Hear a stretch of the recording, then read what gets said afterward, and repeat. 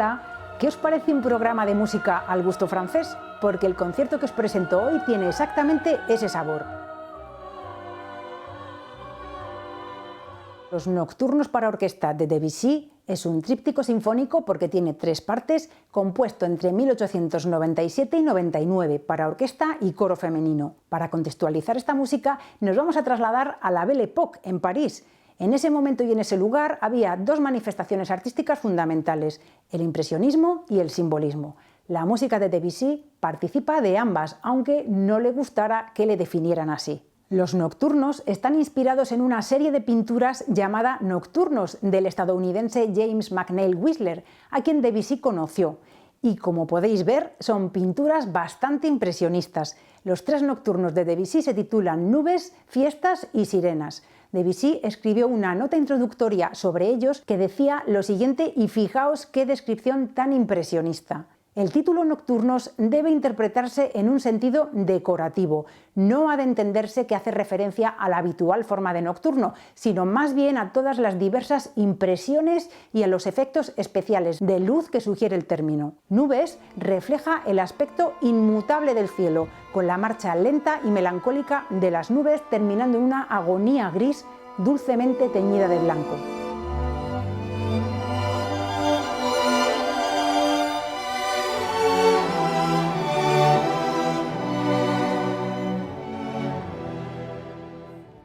Fijaos además en los colores musicales y en las sonoridades exóticas, porque en este movimiento también hay escalas pentatónicas y variedad de timbres.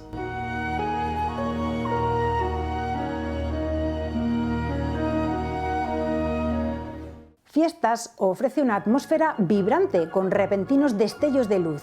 Tiene lugar también un episodio en que una procesión, una visión fantástica, se entremezcla con esa escena festiva. Pero el trasfondo se mantiene persistentemente. El festival con su mezcla de música y polvo luminoso participando del ritmo cósmico.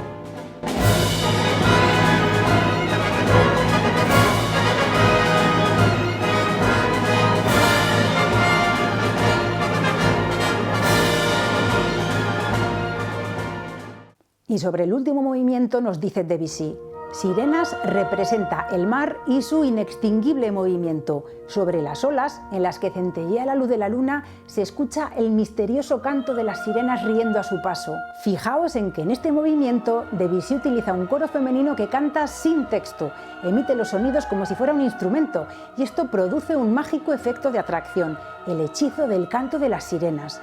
Esto, mezclado con las sonoridades exóticas y los colores de la música, es pura magia.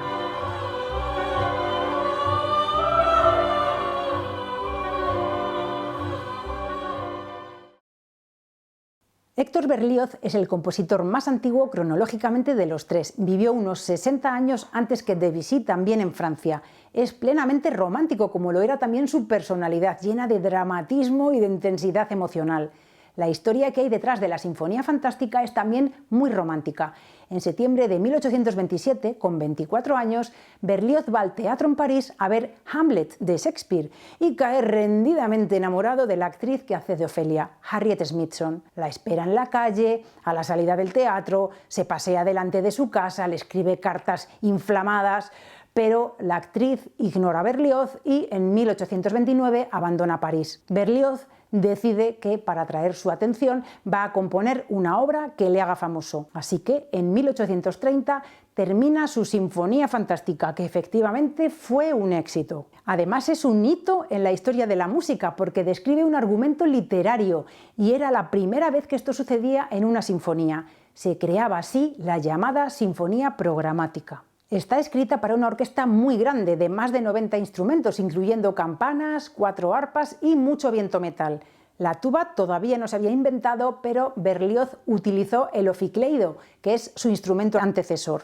En su estreno en el Conservatorio de París en 1830 se repartió entre el público un folleto escrito por Berlioz en el que explicaba el argumento de cada uno de los 5 movimientos de la sinfonía, cuyo título completo es Gran Sinfonía Fantástica, episodio de la vida de un artista. Y ese artista era él mismo, porque el argumento es un poco autobiográfico. En el primer movimiento, en Sueños y Pasiones, Berlioz describe cómo un joven músico que está alterado mentalmente y enfermo de melancolía ve a una mujer de la que se enamora perdidamente. Su imagen, representada mediante el tema musical de la amada, al que Berlioz llama idea fija, aparece en su mente y en sus sueños constantemente, causándole todo tipo de sensaciones que van desde una melancolía soñadora, interrumpida por ocasionales estallidos de júbilo inexplicable, hacia delirantes pasiones, con sus arrebatos de furia y celos, retornos a la ternura, lágrimas y consuelos religiosos. Decidme qué sensación de todas esas os provoca el comienzo.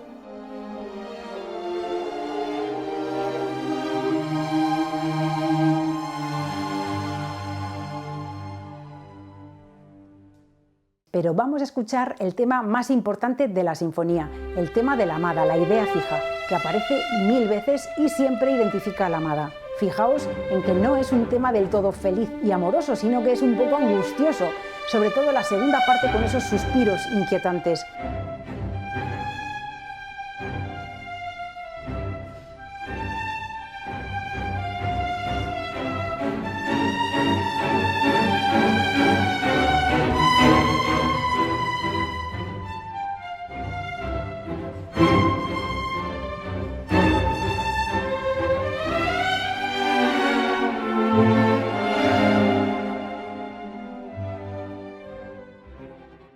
El segundo movimiento es un baile. El artista llegará a un lujoso salón donde se baila un alegre y desinhibido vals, acompañado de elegantes arpas.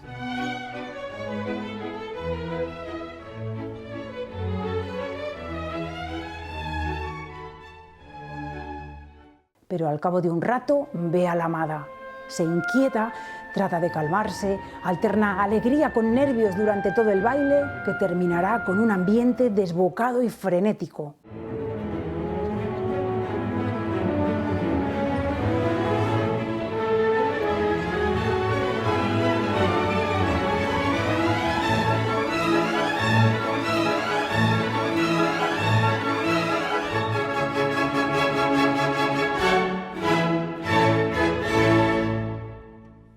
En el tercer movimiento hay una escena campestre. El artista está en el campo al anochecer y oye a dos pastores dialogando con sus cornos, que están representados por un corno inglés más grave y un oboe más agudo.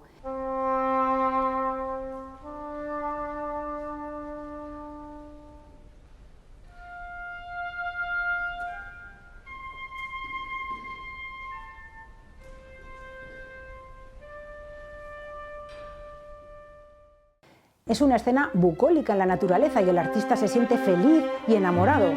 Pero luego empieza a pensar, ¿y si ella lo engañase? Y todo se torna oscuro y lleno de turbadoras premoniciones.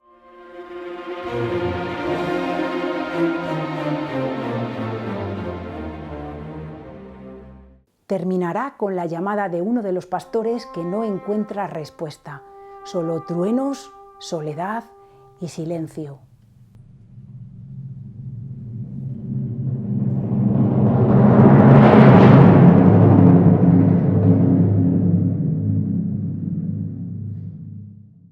El cuarto movimiento es la marcha al suplicio. El artista, convencido de que la amada no le corresponde, se envenena con opio. No se muere, pero se sumerge en un profundo sueño que le lleva por las más horribles visiones. Sueña que ha asesinado a la amada y que es condenado y conducido al patíbulo para ser guillotinado. El cortejo avanza al son de una marcha salvaje y sombría a veces, pero brillante y solemne otras.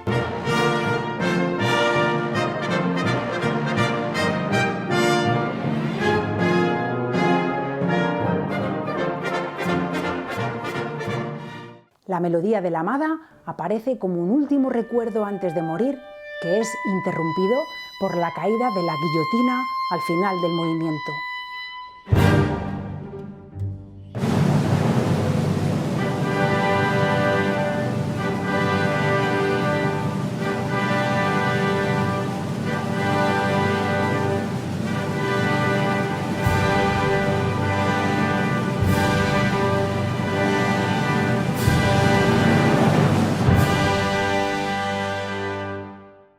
Quinto movimiento, sueño de una noche de Sabbath. El artista se encuentra en pleno colocón y sus sueños son cada vez más espeluznantes. Se ve a sí mismo en un aquelarre entre brujas, hechiceros y monstruos que han venido a su funeral. Sonidos extraños, gemidos, estallidos de risa, gritos distantes. El espíritu de la amada se ríe. Al final aparecerán el tema de la danza de brujas y el Dies Irae, la melodía de los muertos, que danzarán juntos.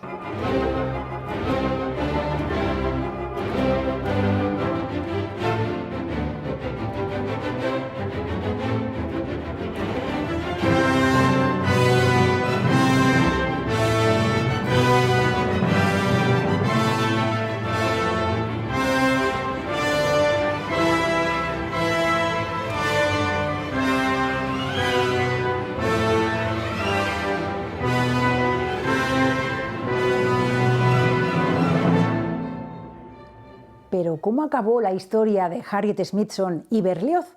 Pues al final se casaron, así que la sinfonía cumplió su cometido, aunque no les fue bien. Pero eso será otra historia. De momento, disfrutad de esta música y contádmelo en los comentarios al vídeo. ¡Hasta pronto!